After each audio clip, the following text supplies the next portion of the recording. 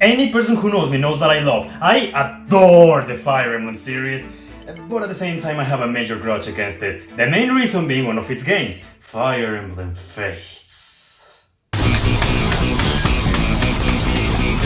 I am not overreacting, it's one of the few games that I really, genuinely hate. But explaining that will take some other video some other day. In the meantime,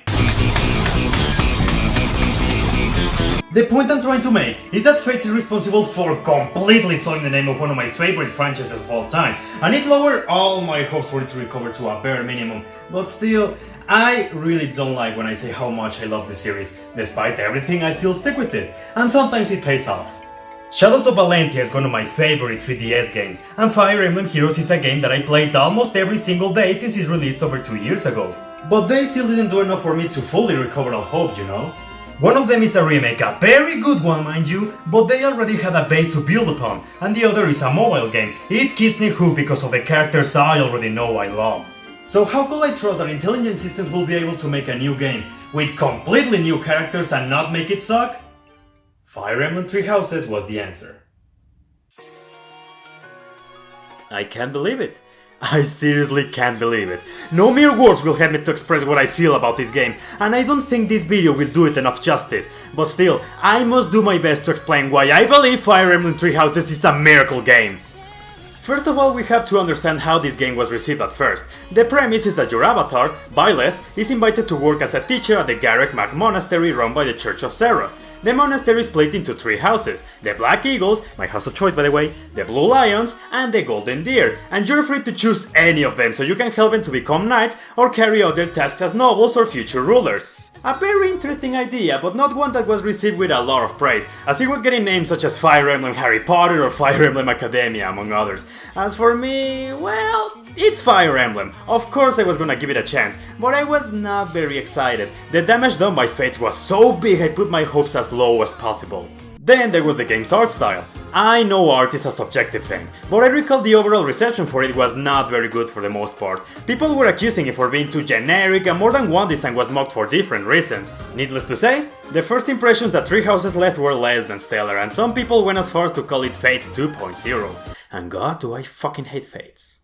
But something along the road changed. More details about the game were revealed through Japanese magazines, and it all sounded pretty interesting and fun, as if you could tell that the developers really wanted to make the game unique.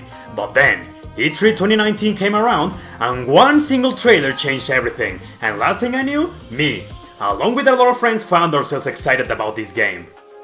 A part of me was ecstatic to play it, while my other part was skeptical. I had some fear in me, but deep down I just really wanted this game to be good. But now, after all I've gone through, I can finally tell you, Fire Emblem Three Houses pulled a miracle. The best way I can describe the gameplay is like this. It has a lot of unique features that make it stand out, but at the same time it keeps that core essence that the series is known for. Since you're a teacher, it's your job to properly train your students so they can excel in handling multiple weapons and mastering different classes. Three Houses shines in its customization. From beginning to end, you're free to choose how to build your units. Think of them as the villagers from Shadows of Valentia or the trainee units from Sacred Stones. Your students, with proper training, can take on any role you desire, and the grand amount of classes there are gives you a lot to experiment with. Most of them you're already familiar with. Mercenaries, mages, archers, cavaliers, and even some new ones that don't particularly change much from what we were used to already, but they're more than welcome. Ooh, my favorite one was simply the grapple class. In conjunction with the new Brawl weapon type, I had so much fun playing with them. Of course, some students will excel more in some classes than others, but the option is there, and there are almost no limits in what you can try. In the past, all the classes were always limited to specific kinds of weapons. However, Three Houses lets itself go loose as all the characters in the game have access to a ridiculously big array of weapons, allowing you to make crazy combinations. Never before did we ever have a mercenary who can wield lances, and here you can do it. If you want to give your archers more defensive maneuvers, they can finally use close-range weapons. How about a healer that uses a sword? My best combination was a mage, healer, sword dancer that surprisingly was super viable. Of course there are some limitations to this, but what there is more than enough to toy with. This game wants you to try whatever comes to your mind. Three Houses goes a step further in making every unit feel unique. There's the return of the personal skills from Fates, but there's also a new mechanic called Crest, Sacred Blessings that enhance the wielder's power properties, such as occasionally boosting one's attack power, preventing enemy counterattacks, or preserving the usage of your weapons. Crests are fixed to specific characters and cannot be removed, so if you take into account the different classes, the personal skills, Crest, and the other skills your students will eventually learn, Three Houses offers an incredible range of customization.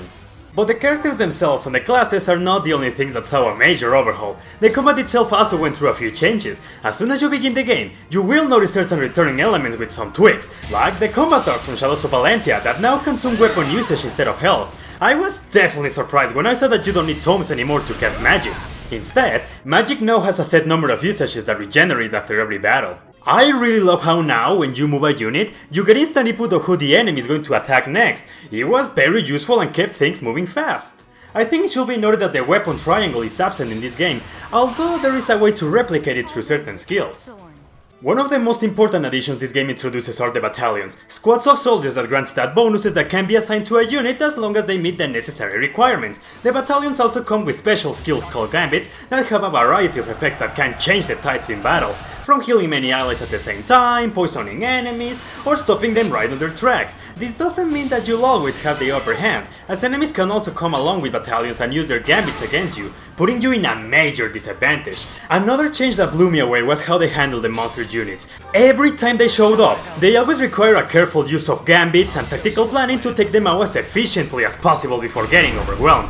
They nailed it in making them a very imposing threat that added a constant feeling of danger. The changes they made make the gameplay of Fire Emblem Three Houses feel fresh in every corner, and the new layers of strategy, complemented with fantastic level design, add a lot of great challenge to the game. The trials that Three Houses presented were always a thrill to go through. Sure, I played in hard mode, that's a big factor to consider, but still, the game managed to replicate the same excitement I felt when I played Radiant Dawn, making efficient use of my limited resources, carefully planning my every movement, and even taking risky tactics made me feel extremely satisfied with every victory, and I never felt that a single map overstayed its welcome, and maybe with just one exception, which wasn't too bad honestly, there were no games that patted the flow of the chapters, even on the few instances where I was asked to do something different. At the end of the day, it was nothing but me and my students' skills put to the test, and of course the Divine Pulse mechanic that allowed me to rewind time in case I fucked up really saved a lot of unnecessary frustration. Three Houses opts for a very different structure. Instead of linear chapters or a world map, the game works through a calendar system. At the beginning of each month, you are told what your next mission will be. You have more than enough time to make the necessary preparations in the monastery. If you're not a big fan of this structure, there is really nothing stopping you from skipping everything and going right to the next chapter, but why would you want to do that? The Garreg Mach Monastery was an impressively great addition to the game. On almost every Monday, you're given a chance to train your students' weapon experience. The more they can learn depends on their motivation, which you can increase through various methods. This is a very vital feature. Gaining weapon experience in this game through battle is a very slow process, but tutoring then speeds things up a lot. This is important not just so your students can handle more powerful weapons, but also because it's necessary to have proper weapon levels so your units can have access to the classes I mentioned previously. And then, on almost every Sunday, you're given the option on how to spend your day off. You can take your units to battles or paralogs to get nifty rewards and gain level experience.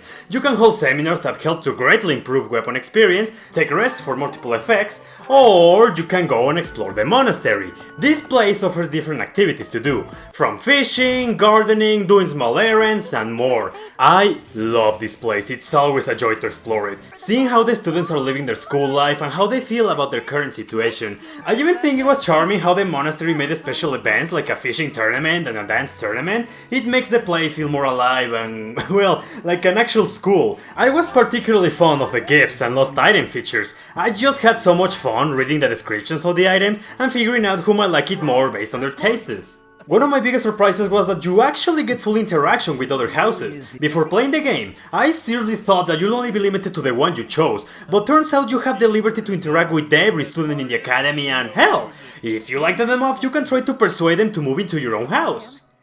Exploring the monastery is a great way to get useful resources and get to know the characters, and I'll just tell you right now, I really fell in love with the cast. And it's funny, because before the game release the characters were also quite criticized. I recall that people were already saying that the cast will be one-dimensional or follow generic anime tropes.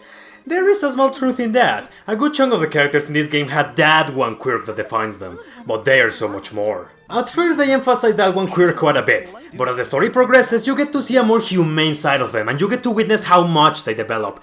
I'm just so happy that this game follows the support formula of Path of Radiance, in which certain conversations won't take place unless you reach a certain point in the story. It makes the development feel much more genuine and natural. They're not perfect, but that's what makes them so believable. And it's insane how much attachment you get for your students, especially for your first house. I love these kids. I enjoy seeing how much they grow in combat and how they develop as characters, and I want to see them succeed. What helps this even more is the exquisite voice acting. In other games that have it, I tend to skip to the next dialogue before a character stops talking. However, the quality and emotion behind the voice acting of Three Houses is so good, I suddenly became a patient man because I wanted to hear every single word there was to say. You can just tell how much fun the voice actors were having and how familiar they were with their characters. The Treehouse leaders are unique in their own ways and all of them have their own merits to deserve your guidance.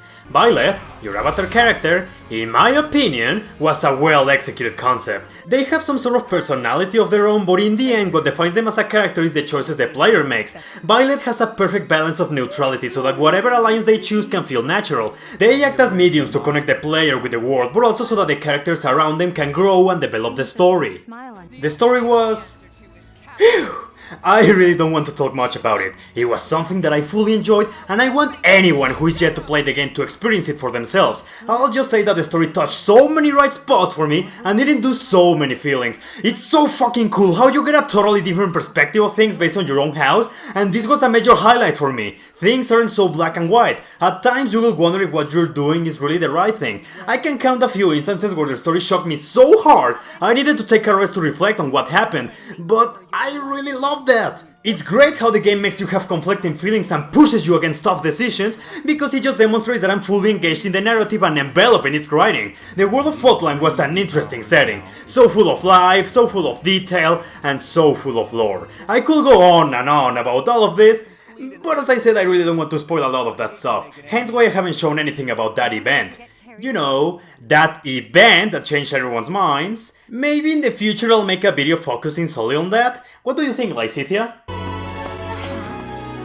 This is quite given at this point, but the soundtrack did not disappoint either, shining in every map with songs that make every battle feel climactic, making the school life feel relaxing, or being a perfect fit for the context at hand. This is yet another soundtrack that I could listen for hours. If only Nintendo could stop taking down the videos with the game soundtrack, you know what I'm saying? Also, if you have the Fire Emblem amiibos, you can use them to unlock some nice rewards and music from past games. A small gift, but a welcome one nonetheless. They chose a lot of fantastic tracks, neat little bonuses. There's barely any negative aspects I can think of. I think it's very easy to decipher that this game's weakest point are the graphics, which, in my opinion, are not too bad, not too great either, but they are in that middle point. Sometimes the animated cutscenes look incredible, other times they don't. Sometimes the 3D models look great, other times they don't. The frame rate has a tendency to slow down during the monastery when there's a lot of stuff happening during battle. I do also have a few nitpicks with the story and how certain supports were handled, but again, I said I won't talk about it for now. The art style at first was something I didn't really like, but the more excited I got for the game before its release, and the more I progressed through the story, it grew up a lot on me. Some character designs were still okay-ish for me, but that event got rid of that in an instant, and it even blasted my already high excitement through the roof because it was just getting better on every positive thing I said already. What I experienced there was something that will stick with me for a long time. I think it's pretty obvious how much I adore this game, but one question remains. Is this now my favorite Fire Emblem game? I'd like to digest more stuff first. 7's still my favorite and I have a very strong emotional attachment to it, one that is very difficult to break, but I can tell you, without a shadow of doubt, that Fire Emblem Three Houses is a top tier game. It rivals the Tellu series for me, games that I praised for years for their impeccable quality.